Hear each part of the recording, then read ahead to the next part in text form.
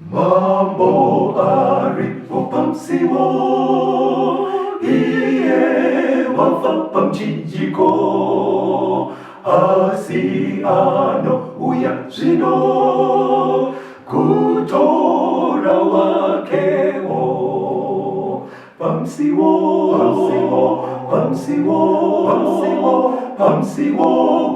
unepo pamsiwo Hallelujah, unde aripamsiwo. Reruponeso zekuguya, zino zirikuitika, toona nekukasika, wakanaka pamsiwo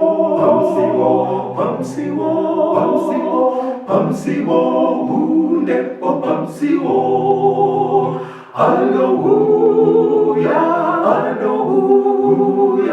une ari pamsiwo. Kwaziwai vateereri, tinokuchingamidzai zvakare kuchirongwa The Second Coming of Christ chamunopiwa naPastor Gift Rhodzi vekuNorth Zimbabwe Conference of the Seventh Day Adventist Church pamwe chete navaCaston Betera vari Assistant Publishing Director kuEast Zimbabwe Conference of the Seventh Day Adventist Church. Mustudio nhasi tina Brother Noah Ncube vari kutiisira into sign language. Vabetera kwazisai vateereri. Vateereri tinokuchingamidzai muchirongwa chakanaka kudai. Tinoda kutenda nhasi tiri kutarisa zvakare zano reruponeso. Mugona kuti zano reruponeso part 2 sezvo muchikamu chakapfuura takaita part 1 yacho. Tiri kukurukura pamusoro pezano reruponeso. Chimwe chinhu chakabuda ndechekuti rudo rwaMwari runoratidzwa, rudo rwaMwari kwatiri runobuda pachena muzano reruponeso. Zano reruponeso kuti rijeke rinyatsonzwisisika, tinoridzidza tichitarisa zviri kuitika musanctuary. Zano reruponeso ibasa riri kuitwa naMwari ari muofisi yake nekutaura kwakajairika. Okay. Munzvimbo maanogara maanoshanda ari kudenga inonzi nzvimbo tsvene, okay, kana kuti mutemberi yokudenga. Alright. Saka Mwari muurongwa hwake akaona kuti pfungwa dzedu dzinganetseke kunzwisisa nyaya iyi. Saka akaronga kuuya kuzoidzidzisa nemifananidzo. Ndopaakauya kuzodzidzisa vaIsraeri vakasiya vapuwa basa rekuzodzidzisawo dzimwe ndudzi dzese. Ndosaka akati kwaIsraeri kuvakwe sanctuary, kuvakwe nzvimbo tsvene yakafanana neiri kudenga. Saka zvaizoitika pasanctuary nevanhu vainge vatadza ndo zvinofananidzira zviri kuitika in the bigger picture. Kana munhu wese atadza anoregererwa sei, chitema chinobva sei paari kuti agamuchirwe ayananiswe naMwari. Saka takaona isusu muhurukuro yedu yakapfuura kuti mutadzi aiuya kana asvika pasanctuary aine chipiriso chezvivi, aisa maoko ake pamusoro pechipiriso oreurura chitema chobva pamutadzi choenda pachipiriso. Asi nekuti chitema chinouraya, mutadzi uyu areurura atendeuka ndiye aicheka chipiriso ouraya, ropa robuda pachipiriso, chipiriso ndo chafa panzvimbo yemutadzi, ndo chafa sesubstitute. Mwari ogashira kufa kwechipiriso, mutadzi osununguka oenda. Mutadzi amira padivi, muprista aibva auya oenda paropa rabuda pachipiriso, ndo pane chitema chiya, otakura chitema chiri muropa oenda nacho musanctuary onozora pakete pajira riri musanctuary. Kana azora ipapo, dzimwe nguva aidya dzimwe nyama dzechipiriso iye wochizopinda musanctuary akatakura chitema chiya chabva pamutadzi chaenda pachipiriso chotakurwa nemuprista chonosiyiwa musanctuary. So in summary, chitema chaibva pamunhu chosara kusanctuary. That's right. All right. Asi kusara uko manje kwanga kuri temporary. Aina kuto yenge isati yapera. Aiwa yenge isati yapera. Okay. Yenge isati yapera. Nekuti kuzorwa kwaitwa ropa kauko nemamwe mazwi kana muchidzidza zvakadzama kwaive kurekodwa kwechitema chemutadzi uyawe. Record yosara mutembe. Record yosara musanctuary. All right. Iye wochenda akaita sei? Akachena. Akasununguka. All right. Asi zvanga zviri temporary. All right. Kuzosvikira panguva yekuparadzwa kwechitema zvachose. Kana chinhu zvanga zviri temporary betere. Zvora kuti panga paine mukana wekuti atore chitema chake back. Oye uya atanga kumbouya uya. Auya nacho kusanctuary kawo. Paive nemukana panga pane room yekuti aigona kuchitora bhegi kubva musanctuary muya muchazoona patinoenda. All right. No, yes. Yeah. All right. Regara tiende pamberi munhau yedu kuna Exodus 26 pavhesi ya 33. Right. Urembedze chidzitiro pasi pezvikomberedzo ugoisamo areka yechipupuriro mukati mechidzitiro. Chidzitiro chigova kwamuri chinhu chinoparadzanisa pakati penzvimbo tsvene nenzvimbo tsvene-tsvene. Very good. Now sanctuary yakanzi igadzirwe naMozisi yanga ine mipanda miviri kana kuti tingati yanga ine 2 rooms. Room yekutanga ndo yainzi nzvimbo tsvene, holy place. Poita curtain rainge rakatambanudzwa across ndo raiparadzanisa nerumu yeseri yainzi nzvimbo tsvene-tsvene, most holy place. Okay. Saka kuseri uko kunzvimbo tsvene-tsvene ndokuri kunzi kwaive neareka yesungano. Areka yesungano zvongoreva kuti ndokwaive nebhokisi rakanga rakaiswa mitemo ine 10. Kuseri sungano iri mukati. Inonzi matombo esungano. Anga ari matombo emitemo ine 10 yanga iri kuseri. Saka paketeni iri rakanga richiparadzanisa nzvimbo mbiri idzi, holy nemost holy place. Saka kuno kwekutanga kweketeni ndo yanga iri room yekutanga. All right. Saka zvaiitika manje ndezvekuti zuva nezuva paiuya vatadzi vaya kusanctuary osikoreurura zvitema zvake hwai yourayiwa kana mbudzi zvotakurwa. Muprista aishanda pasanctuary aipinda neropa asi aisvopinda mukamuri yokutanga munzvimbo tsvene muholy place oenda paketeni ari nekusaidhi rekuno kwaatanga ari. All right. Ipapo ndo paaiskozora ropa patati isusu inenge rekodhi yezvivi zvako. Saka ipapo ndo paisvosiyiwa parekodhwa chitema chemutadzi. Okay. Saka zvaita sokuti zuva rimwe nerimwe pari kuuya mutadzi ari kungouya chitema chake chosara imomo musanctuary, chosara muholy place. Okay. Ngatinzwei zvimwe zvinoitwa nechitema kana chaitwa nemunhu kuna Leviticus 18 vhesi ya 24. Regai kuzvisvibisa kune chimwe chaizvozvi, nekuti vahedheni vakasvibiswa nezvinhu izvi zvose, ivo vandakadzinga pamberi penyu. Right. Mwari ari kuudza vaIsraeri kuti mukaita tsika idzi kaidzi, mukaita zvitema izvi, munozvisvibisa pamberi pangu. All right. Uri kunzwa kungai kuti chitema, that's ichi defilement, kuzvisvibisa. All right. Chitema kana chaitwa nemunhu hachisi munhu ari zvaanga ari pakutanga, chinosiya munhu iye asviba pamberi paMwari. Apa tikapa asina kusviba kanditi tatisu zvaendeswa record mukati. Asi paachiita the moment yaachiita pasati paitwa transaction iye kuti transfer akasviba. Saka paanobva kumba kwake uko nehwaika akasviba. Kusvika asvika aisa maoko pamusoro pehwai yosviba waiyobva yasviba yobuda ropa rasviba ndo pane chitema chiya chotakurwa nemupurisita, saka asviba futi onozora musanctuary masviba ndo masviba manje.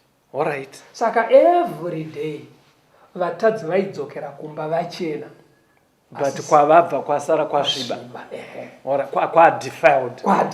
Alright. Handiti mapaona right. Saka pane zuva rakarongwa mumaservices aya rekuchenesa nzvimbo iyoyi tsvenei, rekuchenesa sanctuary, iri kusvibiswa mazuva ese nezvitema zviri kusaramo zviri kuunganamo esitwe. Regai tinzwe kuna Leviticus 16 toda kuverenga verse 29 verse 30 verse 33 ne34. Teererai zvakanaka vateereri. Leviticus 16 verse 29 right. Unofanira kuva murayiro usingaperi kwamuri. Nemwedzi wechinomwe nezuva regumi remwedzi munofanira kuchema pamweya yenyu nekusabata mabasa ose, kana ari munhu akaberekwa pakati penyu kana ari mutorwa ugere pakati penyu. Verse 30 nekuti munofanira kuyananisirwa nezuva iro kuti munatswe, munofanira kunatswa pazvivi zvenyu zvose pamberi paJehovha. Verse 33 unofanira kuyananisira nzvimbo tsvene, uye unofanira kuyananisira tende rokusongana neatari, uye unofanira kuyananisira vaprista nevanhu vose veungano. Saka paive nezuva 1 rakanga rakatsaurwa naMwari pane zvaiitika kusanctuary. Zuva iri raive zuva rekuchenesa sanctuary. Alright. Saka zuva irori ranga riri musi wa10 wemwedzi wechi7 wegore. Saka gore rega raitive dheti rakanga rakasetwa zvokuti vaIsraeri vaitoziva kuti musi wa10 wemwedzi wechi7 pane special service yekunochenesa sanctuary. Alright. Yekunoklina zvitema zvese zviya zvanga zvichiungana imomo. Saka ndo pari kunzi panapa Mwari achirayira anoti unofanira kunatsa. Indazonzi hanzi iyo nzvimbo tsvene ngainatswe nevanhu nemuprista wacho wokureva kuti vanga vachisviba gore rese nemaprocess ayo. Exactly. Right. Saka Leviticus chapter 16 mukaiverenga yese inotsanangura maservices aiitwa nemaactivities aiitwa pazuva iroriri. Zuva rekunatswa kwesanctuary, zuva rekucheneswa kwesanctuary, kana kuti zuva rekudzikinurwa kwevaIsraeri. Regai timbonzwa mumhanzi tigouya toenda mberi nehuku yedu. Tichazoonana osona tenzitoonana ndinodisa kumuona Jesu wakandifira ndichazomuona tenzi yomiri kwedenga tichazoonana naye gare kumusha na siandire kumona singe kudawira simusi unohoya Jesu uchazoonwa ndichazomuona tenzi yomiri kwedenga tichazoonana naye gare kumusha tichafara pamwe naye urombo wasopera nenzira dzaruramiswa zvedima zvacheniswa ndichazomuona tenzi yomiri kwedenga tichazoonana naye gare kumusha toonana ngerufaro kuona nekuziwa iye mununuri wangu Jesu unondibisa ndichazomuona tenzi yomiri kwedenga tichazoonana naye kare kare kumusha. Tinomuchingamidza zvakare vateereri. Tiri kuenda mberi nehurukuro yedu tichitarisa urongwa hwaMwari pakuponesa munhu. Kuti munhu apone anofanira kutoparadzaniswa nechitema. Ndokarongero kakaita Mwari. Ngatisakanganwa kuti basa irori rinoitwa musanctuary yokudenga. Asi sanctuary yepano pasi yakaisiwa naMwari kuitira kuti zvibatike. Kuzvidzikisa kuisa papfungwa dzemunhu nekuda kweuduku hwepfungwa dzedu bete. Tiite kaidea kekuti zviri kufamba sei kudenga uko. Saka pazuva rekucheneswa kwesanctuary tisakanganwa kuti tati every day zvitema zvaiungana musanctuary. Koita zuva rimwe chete rainzi zuva rekuchenesa nzvimbo tsvene. Zuva iroro maprista aya aibata basa everyday aya havasiriwo vaizoofficiate apa. Kwaiuya muprista mukuru manje, the high priest. Ndiye aiita basa pazuva irori. Saka sevhisi yacho yaifamba yakadaiwo. Munaverenga Leviticus 16 yese inonyatsokutsanangurira maactivities acho ese. Tichangotaura muchidimbu. Saka zvaiitika ndezvekuti kwaiuyiwa nembudzi mbiri pazuva irori. Pasevhisi iri kuitwa nemuprista mukuru. Saka mbudzi mbiri idzi dzaiti kana vauya nadzo vaikanda mijenya. Mujenya zvinenge akati maybe tingaconfuse vateereri. Hazvina kufanana nekutosa sezvinoita koiri vachitosa kuti timu yebhora iri kutanga kuroera bhora uku ndeipi. Ingotaurai language yakadaro kuti vadzivisa vateereri. Unosimplifya zvinhu so uchizviisa mumazuva ati. Saka hanzi paikandwa mijenya kana kuti paitoswa rekatitore mavara ashatiswa nevabetera kuti patsaurwe pambudzi mbiri idzi. Nokuti dzaifanira kutsaurwa Mwari otsaura yake. Kosara imwe yaipuwa zita rokuti yaazazeri kana kuti yokurashira. Saka Mwari aiti kana atsaura yake yaari kuda pambudzi mbiri dzauya idzi, muprista mukuru manje aiuraya iya yatsaurwa yaMwari iyaya. Ndo yaaiuraya otora ropa rayo opinda musanctuary. Kana apinda musanctuary aisanogumira, akanga asingagumire mukamuri yekutanga, holy place. Aiwa ainovhura keteni oenda kune HP, oenda kuseri kweketeni mumost holy place kana kuti munzvimbo tsvene tsvene. Saka asvika imomo manje aisvokumbira kuna Mwari achireverera vaIsraeri. Aikumbira kuti kudii? Ndo pandoda unzwa ipapa. Anoti Mwari tapota bvumireiwo zvitema zvevaIsraeri zvakarekodwa muno musanctuary. Zviya zvaizorerwa ropa paketeni. Seri kweketeni yaive rekodi. Saka anenge akuti rekodi munayo muno. Saka tiri kukumbirawo Mwari bvumirai zvitema izvi kuti zvibve muno zviende kunorasirwa kure nesu. Zvisazodzoke futi kwaIsraeri nekusingaperi. Saka aikumbira, kana akumbira kudaro Mwari vabvuma, aibuda mumupanda mutsvene tsvene.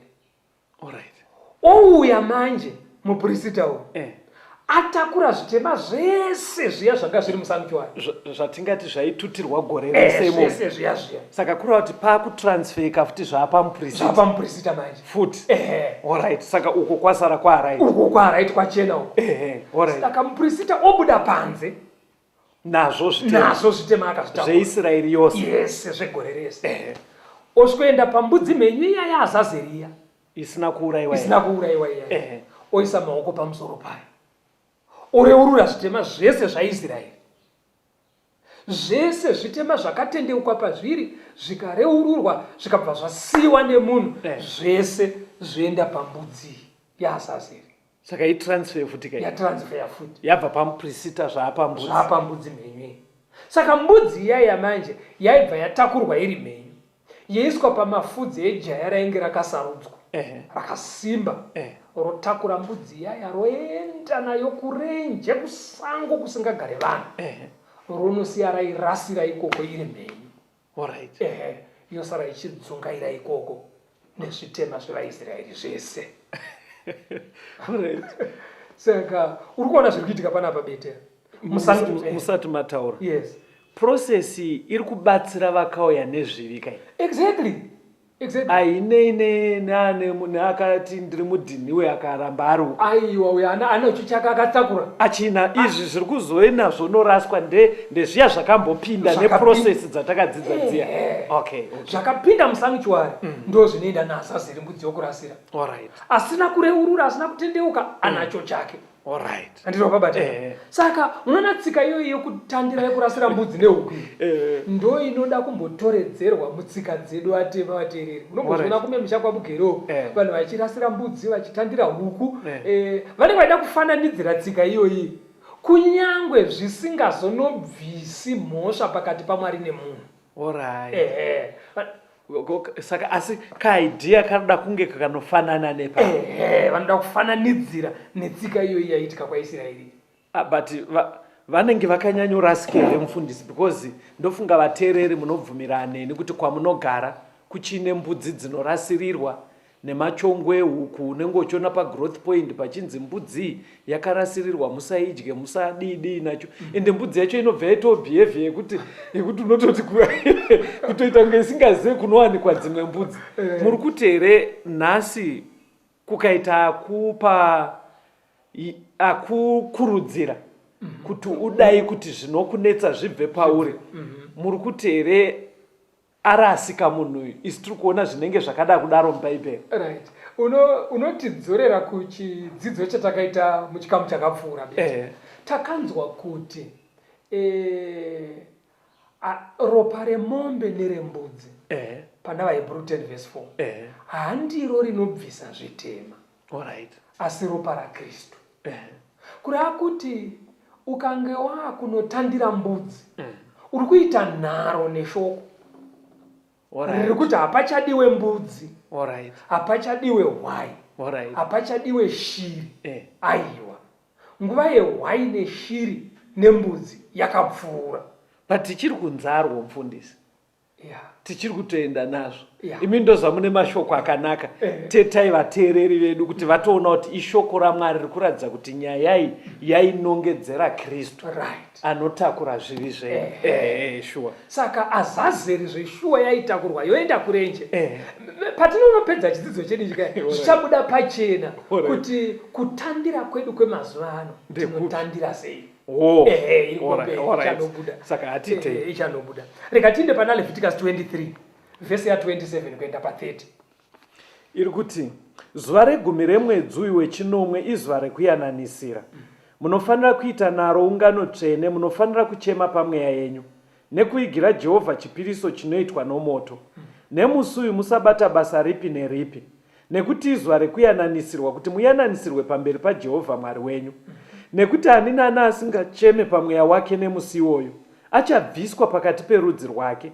Nomunhu upi noupi unobata basa ripi neripi nemusi uyu, munhu uyo ndichamuparadza pakati perudzi rwake. Right. Musi wekuchenesa sanctuary uyu hakuna muIsraeri aenda kumunda kwake, hakuna muIsraeri aenda kuindustry kwake, hakuna muIsraeri aenda kumaprojects kwake. Vese vaikotonoka vouya kuzotenderedza sanctuary. Saka muprista paanenge achiita sevhisi idzi dzembudzi kupinda musanctuary nekubuda, muIsraeri mumwe nemumwe anenge achichema kuti ndapota tenzi zvitema zvangu zvakarekodwa musanctuary, itai zvitakurwe naAzazeri zviende ndisare ndasungunuka zvachese. Saka kurava kuti vanhu pavaiuya paya during the year vaitozva kuti nyaya yanaka but haina kupera. Saka hana ndofunga dzaigara dzichitoti dhei riya richauya rii. Right. Saka panosvika dhei ndo pamuri kuti vaibva vese vaiuya because vaiziva kuti mukati megore zvanga zviitika zviri tembarari. Nhasi takuenda kunobviswa kwezvitema zviri permanent zvakasara uko. But Mwari ari kuti manje asina kureurura chitema chake chikauya kusanctuary, ndiri kumubvisa pavaIsraeri. Asina kuuya kuzochema nevamwe kunyangwe akamboreurura chitema chikauya kusanctuary, ndiri kumuparadza. Pabataka. Saka zuva irika munhu wese aifanira kutouya. Kana usina kuuya kunyangwe wakamboreurura, zvaita sekunge wati changu ndiri kuchida bheki. Ndauda kutobvunza kuti but wakasiya kana usina kupedzisa apa. Wasiya usina kupedzisa nyaya yako.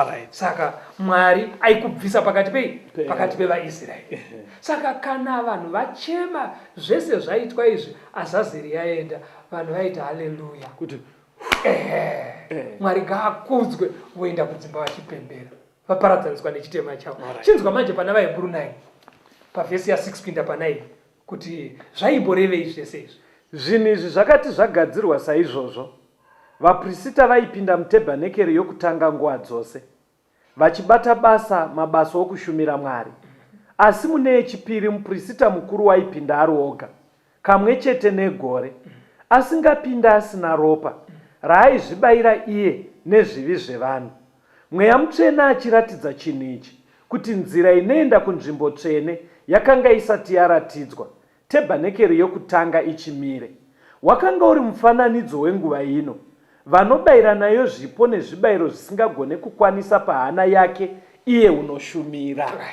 Saka hanzi zvese wapazvoka zvaiitika zvese pasanctuary kubatanidzira nezuva iri rekucheneswa kwesanctuary. Hanzi waiva mufananidzo. Ndapanzwa ipapo. Ndopanzwa. Wokufananidzira chi? Nguva ino yatiri ino. Handiti mapaona ka. Saka nguva ino yatiri ino iyi kuurayiwa kwehwaidziya hatiendei pana Mateo 27 pavhesi ya50 na51. Nonzwa hwai dzese dziya dzainge dzichiurayiwa zuva nezuva, dziya dzichiurayiwa nembudzi neshiri dzaiurayiwa pasanctuary, zvainongedzera, zvaishurudzira nguva yataa mukati mayo. Verse 50 Mateo 27. Zvino Jesu akadanidzirazve nenzwi guru, akarega mweya wake. Ipapo tarira, chidzitiro chetemberi chakabvaruka nepakati, kubva kumusoro kusvika pasi, nyika ikadengeneka, mabwe akatsemuka. Bata zvakataka yaitaurwa panapa. Ndaona pataurwa nyaya yetemberi futi hanzi chidzitiro. Chiri kunzi chidzitiro ndoketeni riya riri musanctuary raikamuranisa mipanda miviri kuti munzvimbo tsvene holy place nemost holy place. Handiti vasona keteni riya ndo riri kunzi chidzitiro. Saka zviri kunzi musi wakafa Jesu paKalvari. Mandi wanga uri musi wePassover. Saka musi wafa Jesu achifa paKalvari, chii chakaitika? Hanzi pakaita earthquake yakasheka, handitika yasheka kusanctuary yakanga yakavakwa iya yakanzi paJerusarema iyaya. Ndo kwakati chidzitiro chiya chakatsemuka kuti keteni riya ndobva rabvaruka. Riya raisizorwa paisizorwa ropa paya ndobva papfaruka. Hapasisina pekuzorwa ropa. Saka chii chiri kubuda panapa? Kuti sevhisi dziya dzaiitwa nevaprista vevanhu dziya kwaIsraeri dzekunozora ropa paketeni vachiuraya makwai, hapasisina pekurizora. Saka handiti wasona. In other words, pari kunzi masevhisis aya aguma. Aiitwa pasanctuary. Saka pakafa Jesu, kutsemuka kweketeni kuratidza kuti pamaisizorera rekodhi yezvivava nemaprocesi ari kuitwa musanctuary zvaguma nekufa kwaKristu. Uyu yaive foto yamakafanotumirwa, but muridzi auya. Haucharapi wakambundira foto yemuridzi auya. Chibva imuno musanctuary. Kubva nhasi zvaitika paKalvari zvakukunongedzerai kuti nyaya yatanga manje kusanctuary kune office chaiyo. Ibva waenda pana Hebrews 9 iya yatamboerenga ya pavhesi ya 11 na 12 unzwe iri kuti Asi Kristu akati asvika ari muprista mukuru wezvinhu zvakanaka zvinozouya, akapinda nepatebhenekeri yakapfuura pakukura nepakukwana, isina kuitwa nemaoko, ndiko kuti isati iri yekusikwa kuno. Haana kupinda neropa rembudzi kana remhuru, asi neropa rake chairo kamwe chete, zvikapera panzvimbo tsvene, akatiwanira rudzikinuro nekusingaperi. Munozotsanangura pane pandoda kubvunza mufundisi. Muri kuti keteni parakabvaruka masevhisi aiitwa aya aive ari faniro pikicha yekutiratidza zano raMwari zvariri, Jesu achifa zvakabva zvapera, kusanganisira nezvimwe zvese zvaiitwa imomo zvekuuraya. Pari kundinetsa ndepekuti ndofunga sanctuary yamataura pamakadzidzisa last week, ndakambonoti verenge even vateereri vanoti verenge. Musanctuary mama muchitaura muye mune zvaiitwa zvekubatidza mwenje, zvekuisa incense, vaprista vachidaro. Saka kana ndakunzwai zvakanaka muchiti pakafa Jesu zvakapera, kureva kuti nemaprocess aya akapera here? Mirai ndinyatsobvunza, because chinondinetsa ndechekuti ndanzwa futi vhesi rataverenga rakuti Jesu ndiye muprista. Nekubvaruka kwaita keteni kuya pamati waive Passover, gwaya harina kuzourayiwa mufuti wafa Jesu. Muri kunge muri kutoti basa revaprista rakabva rapera, but isusu tichiinawo nhasi. Ndopandoda kuti ndibatsire ishua. Rega titange tatora zvekutaurwa nendima iyi. Jesu pekutanga achiintroduced naJohani, his forerunner, John 1:29, anoti gwayana raMwari. Tarirai gwayana raMwari rinobvisa zvivi zvenyika. Akauya segwayana. Ndobva aenda paCalvary. Kufa kwaakaita kwaitova kufa kwegwayana. Ndizvozvo achifa. Ndopari kunzi naIsaya Mwari akaisa zvitema zvedu zvese pamusoro pake, ndozvakamuuraya. Afa kudaro, sekudzidza kwatinoita, akavigwa, akazomuka nezuva retatu. Amuka manje, akatora ofisi nyowani, ndoiri kunzi akamuka amuprista. Saka paakafa paCalvary akati makwai achaisa, hakusina hwai ichafa futi pasanctuary yepano pasi. Ndobva aita zvainongedzerwa nemakwai.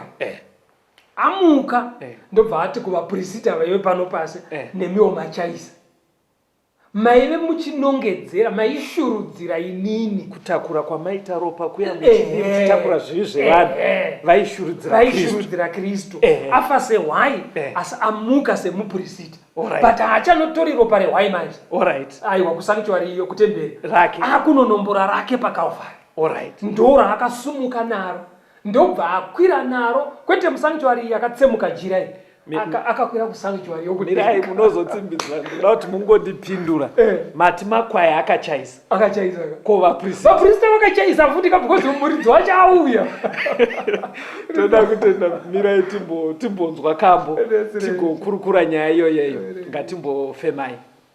Tenzi kuri kuvuvuta, mananda atokwira, nedenga rese ratosvipa, hatina pekuwanda. Mutirega here tife, musarare tofa, nguva yese yazara nengozi, nenyanza yavaguva. Mananda anonditeerera, nyarara, kana kushatirwa kwenyanza, mashavi kana vanhu kana chinyi, mvura inganyudzi ngarawa, muna tenzi wenyanza nepasi. Zvese zvichanditeerera, nyarara, nyarara, zvese zvichanditeerera, nyarara.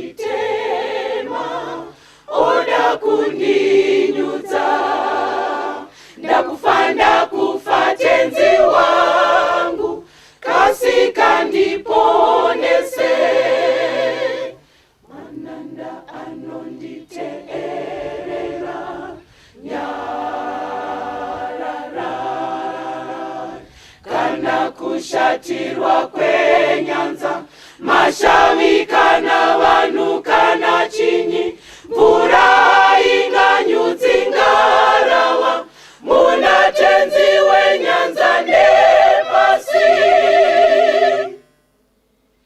Zvese zvichanditeerera, nyarara, nyarara.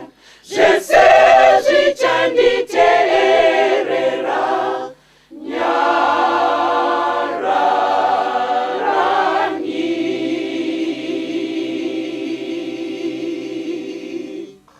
Tinomuchingamidza zvakare vateereri. Tiri kuenderera mberi tichikurukura nenyaya yezano reruponeso. Taona munguva fupi yapfuura Jesu achiuya segwayana raMwari, achifa paKalvari, achibva atora nzvimbo yemakwai, mombe, mbudzi, shiri, zvese zvaiurayiwa pasanctuary. Iye akabva afa, atakura zvitema zvedu zvese ipapo, kureva kuti vese vakatendeuka pazvitema zvavo, vakareurura zvitema zvavo kubvira kare iye asati auya, chero nevachareurura iye zvino munguva ino yatiri kurarama, zvese zviri kungonanga pana Jesu. Saka kufa kwake ndo kwakaputira zvaishurudzirwa nehwai nezvipiriso zvese zvaifa. Asi amuka, anonzi iye akamuka abvisa nguo yehwai manje, as it were. Apfeka youprista, kureva kuti maprisita pano pasi vachaisa. Hakusina muprisita manje wemunhu, taana muprisita ari iye Jesu pachake. Nekuti fezi yaakupinda manje haachisiri kushanda musanctuary yepano pasi, haasiri kushanda mutemberi yepano pasi, akuenda kuoriginal manje iri kudenga manje. Saka ndo paari kunzi ikoko hakuchaindi ropa rembudzi, akanotora ropa rake. Hatinzwei pana vaHebrew 8 vesi ya 1 na 2, tidzokorore tambomaverenga matsamba. Zvino shoko guru pana izvozvi zvatataura ndiro kuti tino muprista mukuru wakadai, wakagara kurudyi rwechigaro choushe choumambo kudenga, iye mushumiri wezvinhu zvitsvene newetebhenekeri chaiyo, yakamiswa naShe isina kumiswa nevanhu. Saka Jesu ari kunzi muprista mukuru. Saka vaprista vakuru vanga vari kuva kwaIsraeri vaya vakachaisa futi. Asi ari muprista mukuru, ari kunzi haasi kumira musanctuary yepano pasi yakagadzirwa nevanhu, iya yana Moses iya, kana yakavakwa nana Solomoni. Amire musanctuary yokudenga yakagadzirwa naMwari mbune, munoshandira Mwari muofisi yake. Ndo makamira Jesu imomo semuprista mukuru. Kureva kuti zvaaifanoda kuti tidzidze pasanctuary yepanyika, Mwari ari kutasira kuti taane idea, tochinyatsoziva zviri kuitika kune kudenga. Taona maitiro aiita makwai, vaprista nevaprista vakuru vepanyika. Tikaita idea yemaitidzisa, tine taakuita kakuda kuti zivei zviri kuitika kune kudenga. Saka ngatisakanganwa zviri pana Hebrews 9 verse 22. Hebrews 9:22. Vateereri. Zviro kwazvo tingati pamurayiro zvinhu zvinenge zvose zvinonatswa neropa, uye kana kusina ropa rinoteurwa hakune kanganwiro. Jesu akauyirei sehwai, nekuti chitema chinobviswa neropa. Ndosaka akauya kuti afe. Kuti afe. Ende ndo zvaishurudzirwa nembudzi nehwai. Handiti pakaonaka Hebrews inoenderana naHebrews 10 pavhesi ya4. Inoti nekuti ropa renzombe nerembudzi haritongogone kubvisa zviri. Kunodiwa ropa kuti zvitema zviregererwe. Asi ropa rinodiwa, nyatsonzwisai vateereri, hakudiwe rembudzi kana remombe. But mufundisi, tokurudzira sei vateereri vedu, nekuti munyika yatinogara mufundisi, kunyangwe matsamba yatiri kuadai, unongoona huku dziri kuendwa nadzo, nembudzi dzichiendwa nadzo. ende imi muri kuti futi even vaprista vakachaisa pananhasi tinongoona munhu achinoreurura kumunhu ani mukona ani pepe mataireurura pamuka obatsirwa nemuprista imimi ndakunzwa mune mati zvese zvainongedza izvi zvaiuya pana Kristu saka makwaya akachaisa vaprista vakachaisa saka dambudziko randiri kuona nderekuti imi bhaibheri riri kuti vanhu vakachaisa zvichiri kungoraramika kuti munhu anoenda onoreurura aine mbudzi yake kana huku yake ozvisiya kune mumwe munhu futi tsika iyoyi ichiri kungoramba ichiitika iyi topagadzirisa sei neshoko inzwa 1 John 1 vhesi ya7 tozopaita shuwa mundibatsire 1 John chapter 1 vhesi ya7 iri kutiyo 1 John 1 verse 7 right. Asi kana tichifamba muchiedza saiye ari pachiedza tinoyanana isu neropa raJesu Kristu mwanakomana wake rinotinatsa pazvivi zvose. Right. Panze kunodiwa ropa kuti zvitema zvipedzwe. Saka panapa John ari kuisa pachena anoti ropa rinobvisa zvitema zvedu ndera Jesu. Alright. Wapabata apo napabata. Saka kana wapabata ipapo nemivateereri sai zvakanaka. Hebrews 10:4 yatiyo kwetere mbudzi kana remombe. Saka izvi rembudzi neremombe raishanda pamifananidzo kusanctuary yekare pakutransfera zvitema kubva kumutadzi zvichinosara musanctuary. Yes. Asi Jesu auya hatisisiri kuramba tiri pamufananidzo, taakubva pamufananidzo. Unoziva kuti panguva yaIsraeri zvaishanda pasanctuary yepano pasi inobetera, asi Jesu auya zvakamira kushanda kufanana nekudaiwo. Pane mari yamunoenda nayo kushopu uchinotenga, posvika imwe nguva inonzi kwane new currency, kwane mari itsva. Dziya dzekare dzinotopiwa deadline yekuti musi wakati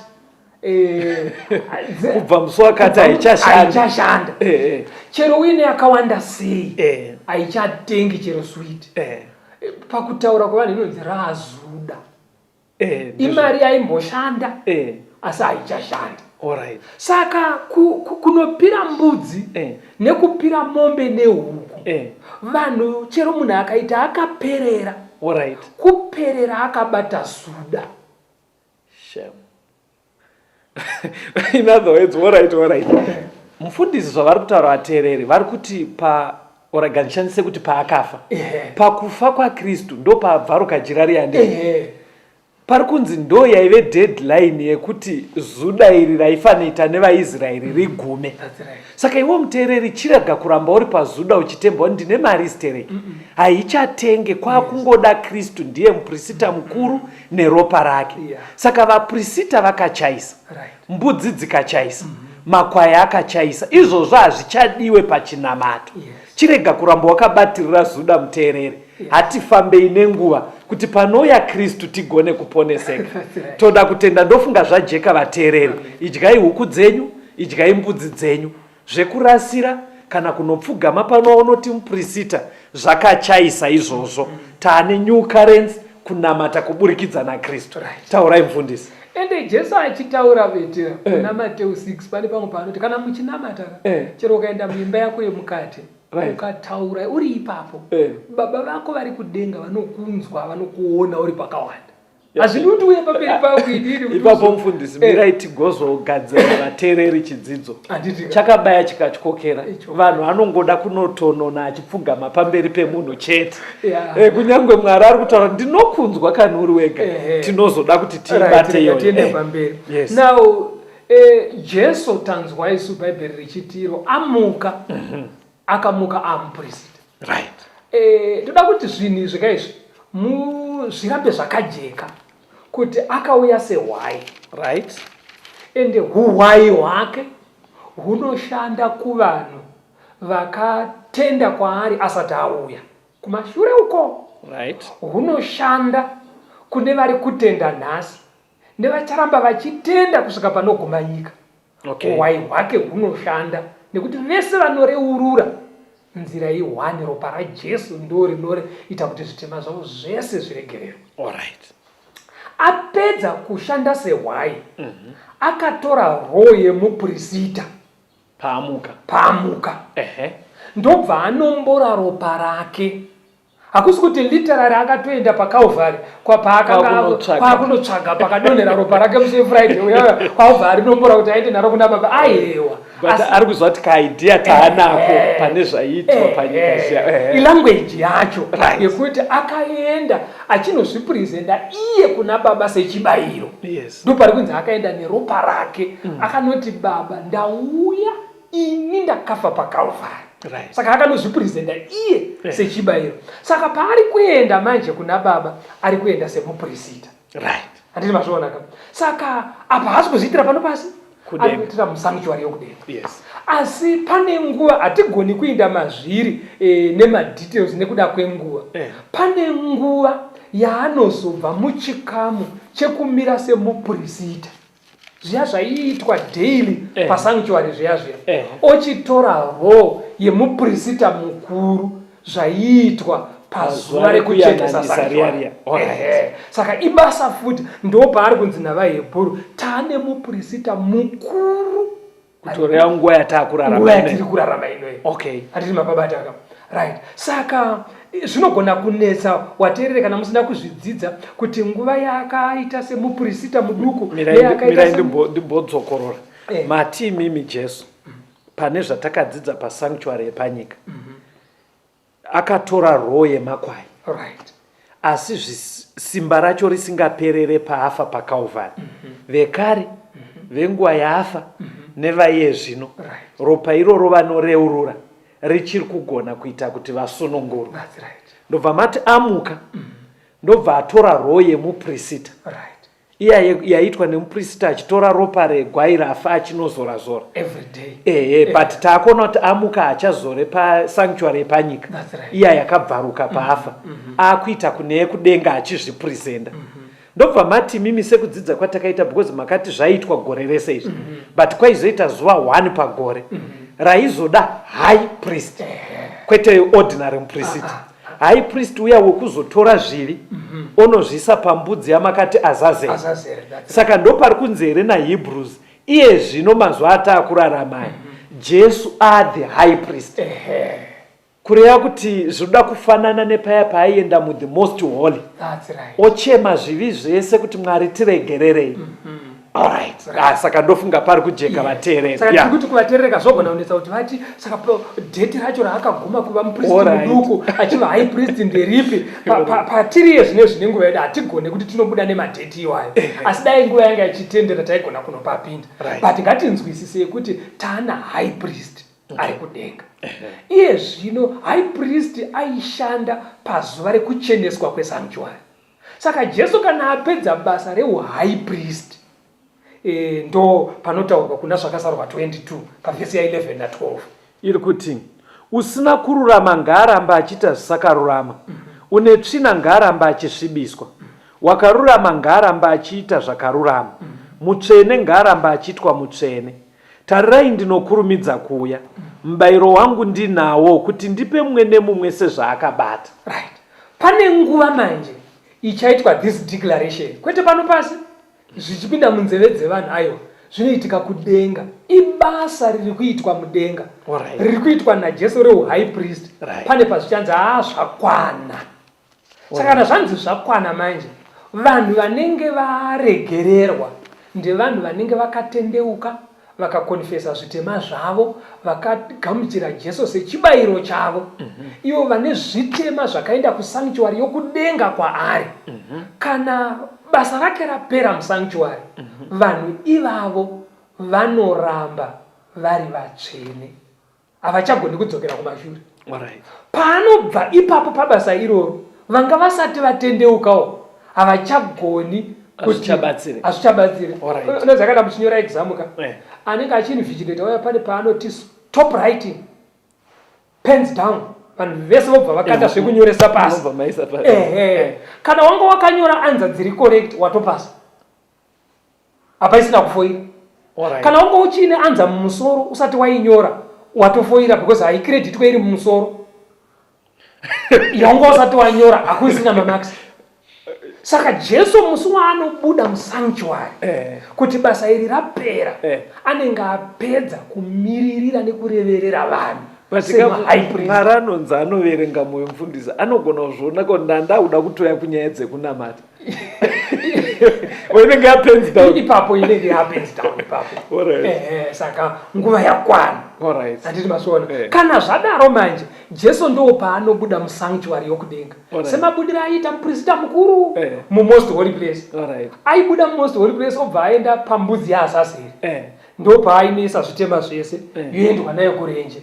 Saka Jesu paanobuda mumost holy place kudenga manje anobuda nezvitema zvese zvakareururwa zvikasiyiwa nevanhu zvakasarendwa kwaari zvinobuda zviri paari as it were. Ouya manje azazeri mbudzi iya yaimirira Satani, uya yaitakurwa nejaya.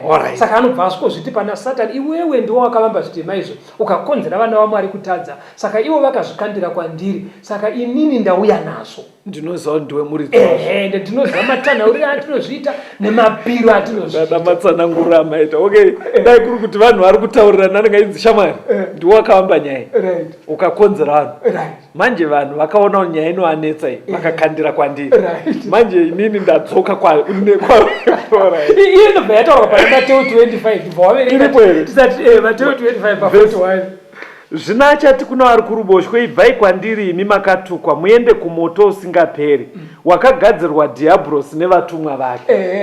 Saka kuenda kwaAzazeri kurenje manje ndo kuenda kwadhiabhurosi kunoparadzwa. Asi atakura zvitema zvese zvevaya vakakonfesa kuvanenge vasina. Ndo vari kunzi vanenge vari kuruboshwe obva vanzi chiendai kumoto. Chijoina naye. Wanzwa kuti moto waive wani? Kumoto usingaperi wakagadzirirwa dhiabhurosi nevatumwa vake. Moto uyu wanga usiri wevanhu. Wanga wakagadzirirwa Satani nengerozi dzake dziya dzakapanduka dziya dzawakambotaura muchidzidzo. Ndo vaifanira kuparadzwa nemoto. But kune vanhu vacharamba vakabatirira pazvitema zvavo kuti ndichangu handichisiye vasingadi Jesu. Kumandoti Jesu mudzimu wevarungu zvekunabata ndezvenyu vakapusa vanoramba vari mutsika dzavo dzekuti idzodzo dzaiwa musadaro vateereri vedu dzaiveko kare because hakusina munhu chaine stage yatave makore ano anoramba achiti mudzimu wevarungu. Vateereri musadaro. Pane pfungwa yandoda kutsimbidzira tisati taoneka vateereri yamataura yekuti paexamu invigilator akati pens down. Kunyange ongo ine answer musoro isati yanyorwa pabepa hazvibatsire. Inzwai vateereri, nhasi ndongo yekuti uye kuna Mwari. Unogona kuva uri kuti ndoda kuti andagadzirisa zvakati, ndoda kuti andagadzirisa zvakati. Hatizive musi nenguva. Jesus is coming again. Jesu anouya nekukasika. Pfungwa dzawatomboita idzodzo uya udzinyore pabepa. Nguva yemutsa ichiripo pasati padeedzerwa kuti zvapera. Dai Mwari akukomborei mukudzidza kwataita titore mukana uripo nekuti chokwadi Jesu ari kuuyazve. Tinotenda vateereri. Tinoda kuti tisangane muchikamu chinoteera zvakare tichidzidza nyaya idzi. Vane mibvunzo pavanoda kunzwisisa, pavanoda kubatsirwa, kana paine vanhu vanopinda Seventh Day Adventist Church kumaraini kwenyu, endai kwavari, vanoziva kwekuenda nemi kuti mungabatsirike sei. Asi kana kusina kana kuti chero varipo muchida kukurumidza kuti mubatsirwe, fonai pafoni dzinoteera kana kutumira ma-SMS, ma-WhatsApp message 0774 073 283 0772 415 886 0774 002 591. Mwari vave nemi, tisangane muchikamu chinoteera. Thank you so much. Mwari akukomborerei. Tenze ndetungamire mukati mezviedzo mananda andibata ndimwino dombo ndiwike ndimwimo mutungamire tenze ndetungamire semwana onyaradzwa